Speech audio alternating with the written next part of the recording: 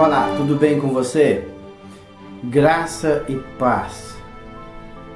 Nesta oportunidade eu vou meditar em alguns textos da Palavra de Deus, até porque eu já ouvi muitas pessoas dizerem que Jesus, quando veio aqui na Terra, ele era muito rico, ele era próspero, que ele tinha uma casa de verão na região ali da Galileia, que ele era grande. Mas se estudarmos a palavra de Deus, chegaremos à conclusão que não era assim. Até porque Paulo, na segunda carta aos Coríntios, lá no capítulo 8, ele diz que, sendo rico, ele se fez pobre. Não justificaria o dizer de Paulo se Jesus realmente fosse rico quando ele esteve aqui na terra, em seu ministério. E em uma determinada época também, um escriba queria seguir Jesus. E você olha, a raposa tem o seu covil, mas o Filho do Homem não tem aonde reclinar a sua cabeça. Mas vamos ler alguns textos que comprovam que realmente tanto a família de Jesus como o próprio Jesus, não que ele era um pobre, era uma pessoa paupérrima, mas que Jesus não tinha posses, ele não possuía posses, ele tinha o suficiente para manter o seu ministério, até porque algumas mulheres que mantinham o seu ministério, e para a sua sobrevivência aqui na terra.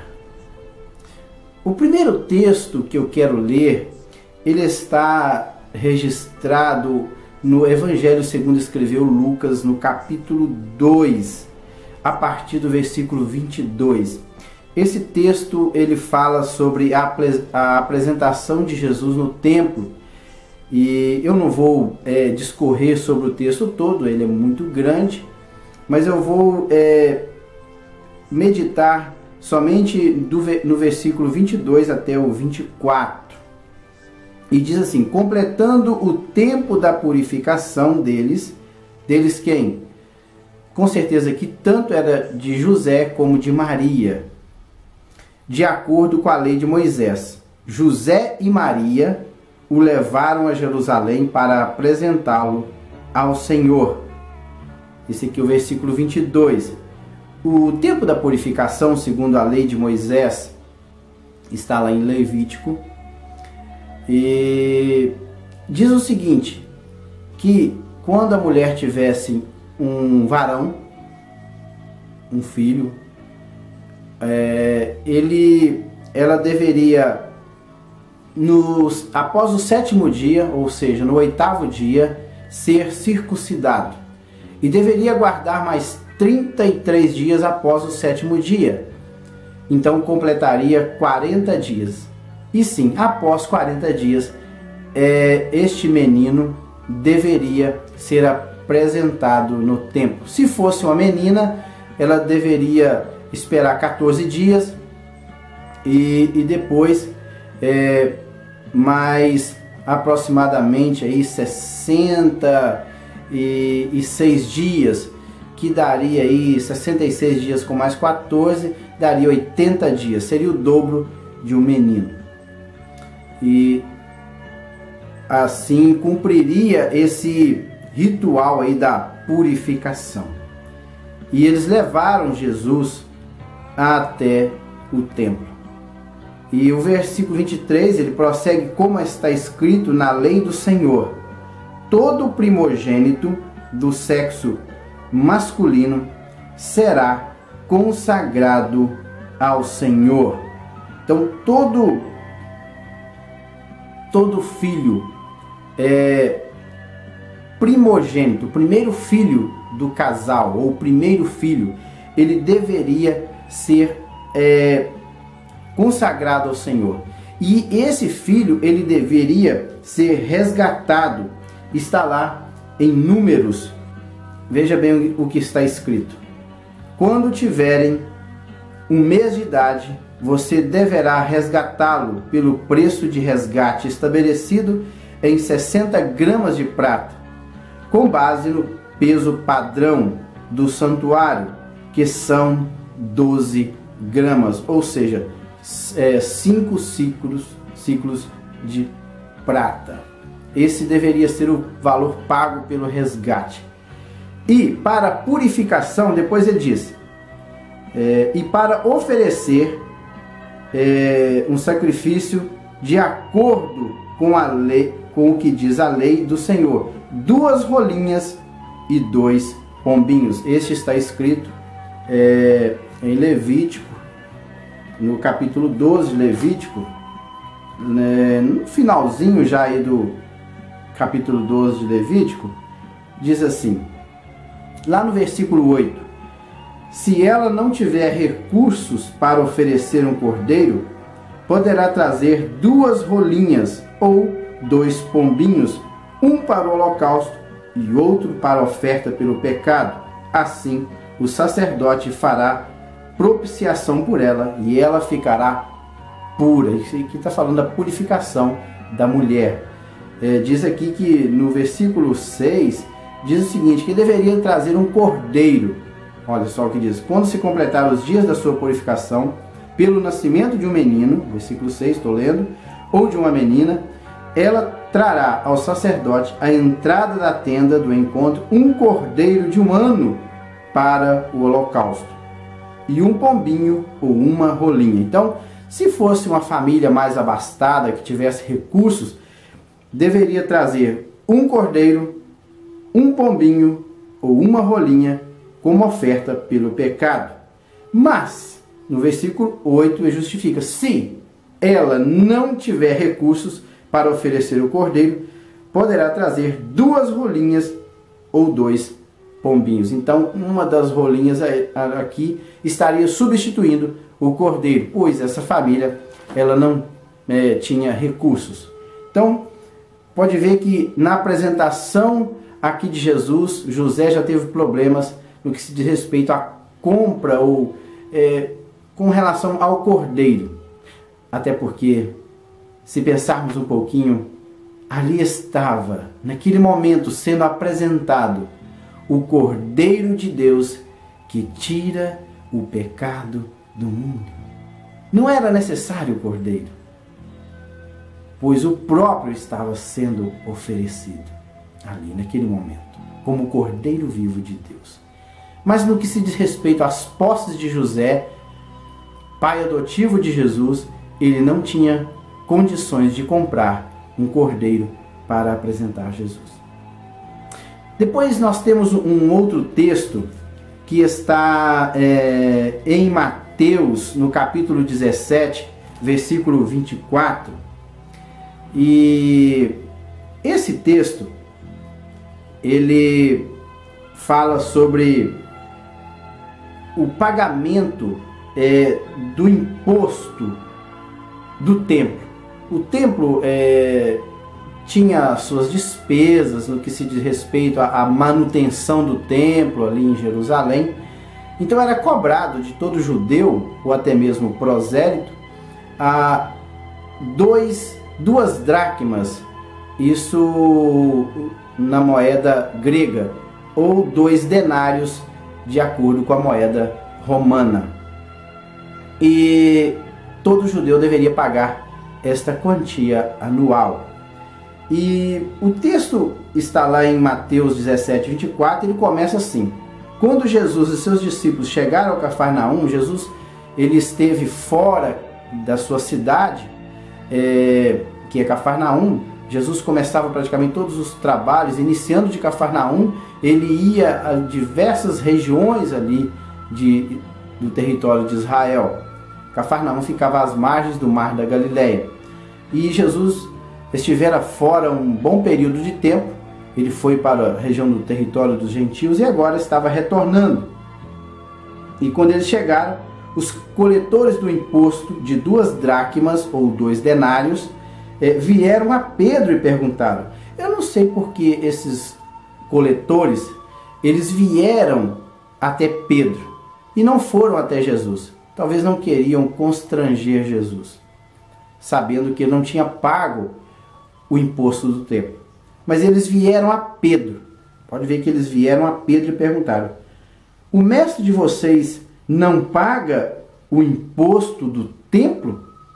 Fizeram a pergunta.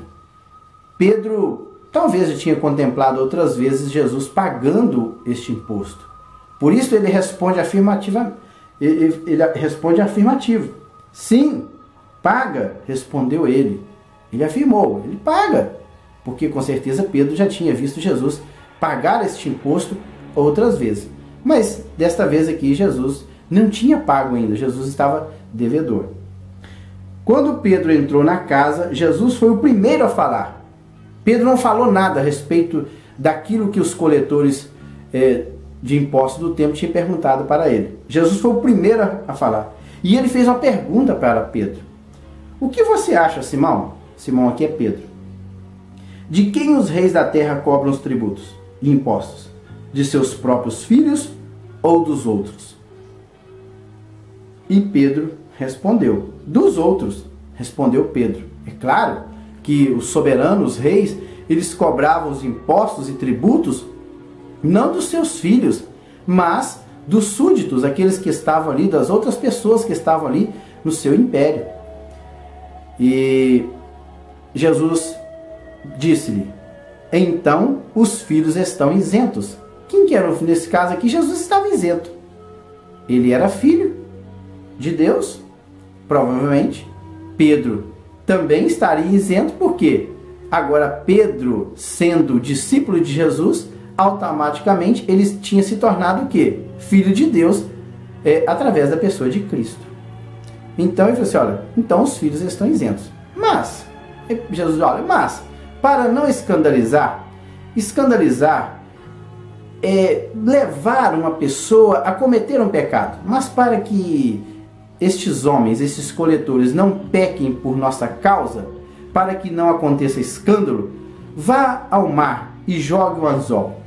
Tire o primeiro peixe que você pegar, abra-lhe a boca, e você encontrará uma moeda de 4 dracmas. 4 dracmas aqui, uma moeda grega, ou algumas traduções é um stater. Acho que é stater mesmo a tradução. Pegue-a e entregue a eles para pagar o meu imposto e o seu imposto. Inclusive Pedro, aqui também ele estava devedor no que se diz respeito ao imposto ali do templo. Então olha, Pedro, pague o meu e pague o seu também. Impressionante que este é o único milagre que ele é narrado antes do seu acontecimento, e que o autor, que é o escritor, que é Mateus, ele não registra o seu cumprimento, mas nós cremos pela fé que ele aconteceu, porque está escrito na palavra de Deus. Então este aqui foi o único milagre em que foi escrito antes do seu acontecimento.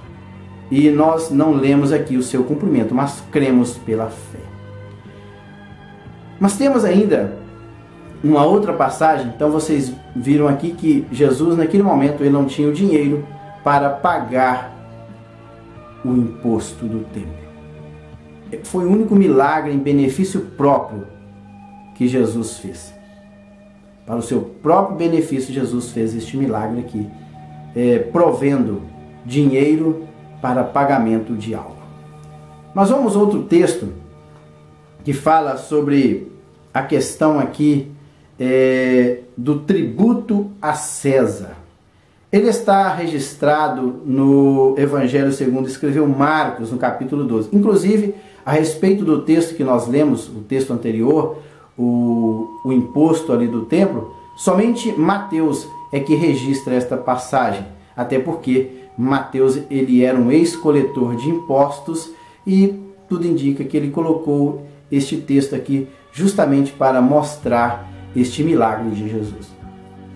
E aqui agora na questão do imposto a César, está no livro, no Evangelho segundo escreveu Marcos, no capítulo 12, versículo 13. Ele começa assim: mais tarde, enviaram a Jesus alguns dos fariseus e herodianos para apanharem em alguma coisa que ele dissesse. Impressionante que a união de dois grupos totalmente opostos. Os herodianos eram aquelas pessoas que seguiam a família de Herodes, o partido de Herodes, até porque Herodes e a sua família seguiam o judaísmo somente de fachada. O que eles gostavam mesmo eram dos esportes gregos, de toda a filosofia grega, vamos dizer assim, de toda aquela cultura helenística que eles gostavam. Eles serviam ao judaísmo somente de fachada, para conquistar a confiança do povo. E, claro, a maioria dos judeus sabiam disso. Os fariseus, eles eram mais zelosos para com a lei. Eles seguiam a lei, vamos dizer assim, fielmente. Mas, só que de uma maneira bem formal. Eles não tinham misericórdia, eles não tinham amor para com o próximo, eram formalistas. Mas o fato é que eles observavam a lei. Então eram dois grupos opostos: fariseus, observadores da lei, e os herodianos, que serviam o judaísmo somente de fachada. Mas que neste momento, para pegar Jesus em alguma coisa, esses dois grupos se uniram. Estes se aproximaram dele e disseram, versículo 14: Mestre, sabemos que és íntegro. O que é íntegro? É uma pessoa que tem um comportamento exemplar, reto, perfeito. Eles vieram elogiando Jesus no sentido de desarmá-lo no que se diz respeito a qualquer resposta por parte de Jesus. E que não te deixes influenciar por ninguém, porque não te prendes à aparência dos homens, mas ensinas o caminho de Deus conforme a verdade. Então eles elogiaram Jesus no sentido de desarmá-lo. Mas Jesus já sabia muito bem qual era a intenção daqueles dois grupos que vieram até ele. É certo pagar a César? É certo pagar imposto a César ou não? Devemos pagar ou não? Versículo 15. Mas Jesus, percebendo a hipocrisia deles, perguntou. Hipocrisia é uma pessoa falsa, é uma pessoa hipócrita. Era aquela pessoa que usava uma máscara durante as peças teatrais ali, tanto no Império Romano como no Império anterior, que era o Império Grego. A pessoa colocava uma máscara e escondia o seu rosto. Então, era uma pessoa de duas caras, era uma pessoa falsa. Mas Jesus, percebendo a hipocrisia deles, perguntou: Por que vocês estão me pondo à prova? Por que vocês estão tentando me provar? Traga-me um denário. Veja bem, Jesus naquele momento ali, ele não tinha um denário. E agora, Marcos ele usa aqui denário, que era a moeda romana. E o denário era o valor de um dia de trabalho de um trabalhador braçal naquela época. Traga-me um denário para que eu veja. Então, olha, me dê um denário, deixa eu ver o que tem num denário. E eles trouxeram a moeda. Então alguém, eu tenho um denário aqui, deixa eu emprestar um denário para Jesus. E eles trouxeram um denário e emprestaram para Jesus.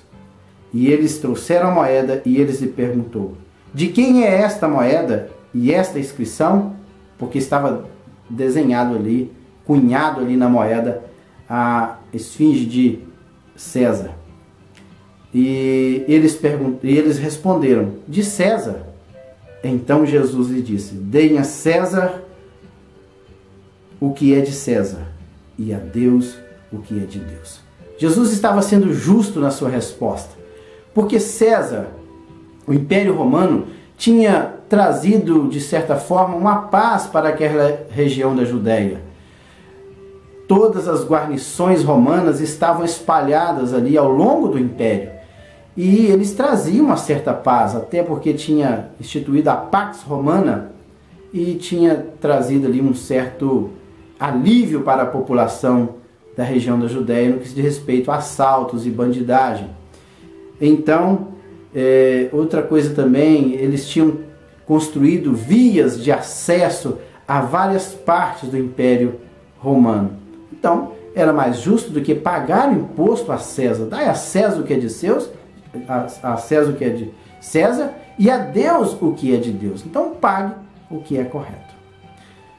E para encerrar, ainda sobre essa questão de que se Jesus era rico ou pobre, lá, quando Jesus ele entra em Jerusalém, a entrada triunfal, Jesus ele pega emprestado um jumento. Claro que o jumento ele era um animal muito usado, pois era um animal forte e era usado para carregar cargas. E Jesus ele pega emprestado um jumento. Eu já vi alguém dizer que Jesus usou uma BMW nos seus dias, porque ele comparou o jumento com uma BMW. Só que quem fez essa comparação, ele se esqueceu de que Jesus, depois, ele devolve o jumento. Ele pegou emprestado, se é que era uma BMW, ele pegou emprestado e depois a devolveu. Então está aí 3 passagens que prova que Jesus, sendo rico, ele se fez pobre por mim e por você. Ele desfez da sua glória. Inclusive, lá em Filipenses, no capítulo 2, versículo 7, tem uma passagem muito linda. E essa passagem que Paulo escreveu, inclusive quando Paulo escreveu essa carta aos Filipenses, ele já estava preso em Roma. Lá no capítulo 2, a partir do versículo 5, ele diz assim: seja a atitude de vocês a mesma de Cristo Jesus, que embora sendo Deus, não considerou que o ser igual a Deus era algo a que devia apegar-se, mas esvaziou-se a si mesmo, vindo a ser o quê? Servo, um escravo, tornando-se semelhante aos homens, e sendo encontrado em forma humana, humilhou-se a si mesmo e foi obediente até a morte, e morte de cruz. Então, Jesus sendo Deus, ele era riquíssimo, dono de todo ouro, de toda prata, mas ele humilhou, ele esvaziou de toda essa glória e habitou entre nós. Por isso, Deus o exaltou à mais alta posição e lhe deu o nome que está acima de todo nome, para que o nome de Jesus se dobre todo o joelho, nos céus, na terra e debaixo da terra, e toda língua confesse que Jesus Cristo é o Senhor, para a glória de Deus Pai.